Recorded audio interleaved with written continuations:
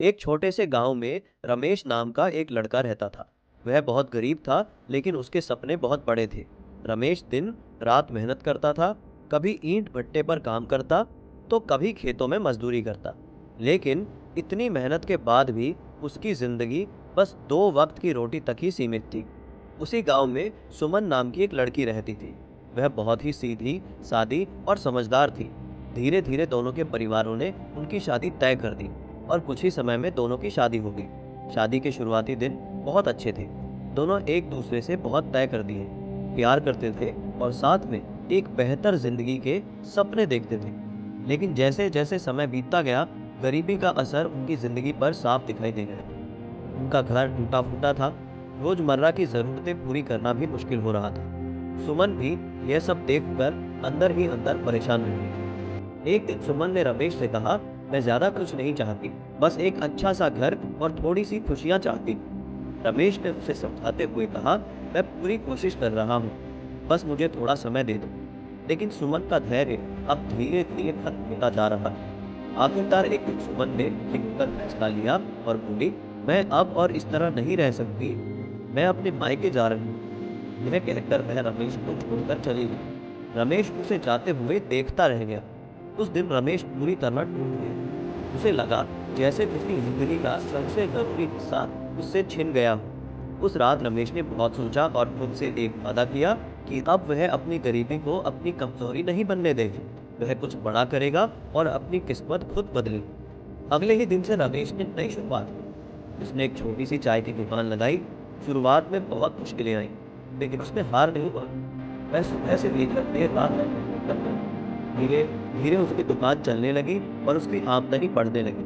कुछ समय बाद उसने अपनी चाय की दुकान को एक छोटे से नाश्ते के ठेले में बदल दी। फिर उसने और मेहनत की और एक छोटा सा ढाबा खोल लिया। लोगों को उसका खाना बहुत पसंद आने लगा और उसका काम तेजी से बढ़ने लगा। साल दर साल रमेश ने अपनी मेहनत और लगन से अपने काम को बढ़ाया।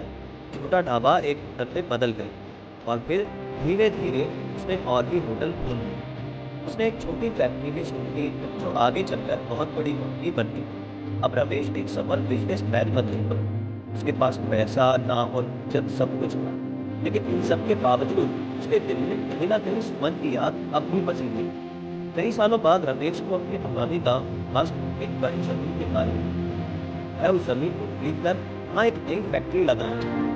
वह अपनी लग्जरी गाड़ियों और बॉडीगार्ड्स के साथ गांव के लोग उसे देखकर हैरान रहे। सब लोग उसकी तारीफ करते हैं। गांव में कुछ लड़कियां आपस में बातें करती हैं। आज ऐसा अमीर और समझदार लड़का का हमारी जिंदगी बदल गई। किसी भीड़ में सुमन दिख गई। जब उसे नजर आई, वह उसे पहचान गई। रमेश को इस आदमी देखकर उसकी आंखों में आंसू आ गए। उसे अपनी गलती का एहसास हुआ। उसने सोचा, मुझे रमेश को माफी मांगनी चाहिए। मुझे माफ कर दो रमेश, मैंने तुम्हें समझने में बहुत बड़ी गलती की। मैं तुम्हें छोड़कर चली गई, लेकिन सच यह है कि मैं आज भी तुमसे प्यार करती हूँ। रमेश कुछ देर तक चुप रहा। उसके दिल में पुरानी बातें घूमने लगी। तभी सुमन ने फिर कहा, मैंने तुम्हें इसलिए छोड़ा था ताकि तुम कुछ बन सको। मैं नहीं चाहती थी कि तुम पूरी जिंदगी ऐसे ही संघर्ष करते रहो। मुझे लगा कि मेरे जाने से तुम मजबूत बन जाओगे और अपनी जिंदगी बदल दोगे। यह सुनकर रमेश हैरान रह गया। उसने कभी ऐसा नहीं सोचा था।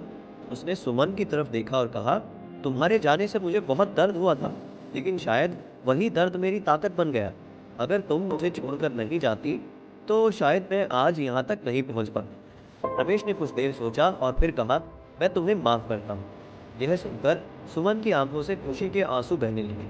रमेश ने आगे बढ़कर सुमन का हाथ थाम लिया और कहा, अगर तुम चाहो तो हम फिर से एक नई शुरुआत कर सकते हैं। सुमन ने मुस्कुराते हुए हाँ कर दिया। इसके बाद रमेश सुमन को अपने साथ अपने घर ले गया। बात उनकी जिंदगी में ना कोई कमी थी और न ही कोई भूल। अब उनके पास सब कुछ था, प्यार, सम्मान और खुशी। इस कहानी से हमें यही सीख मिलती है कि कभी कभी जिंदगी में मिलने वाला दर्द ही हमें आगे बढ़ने की ताकत देता है।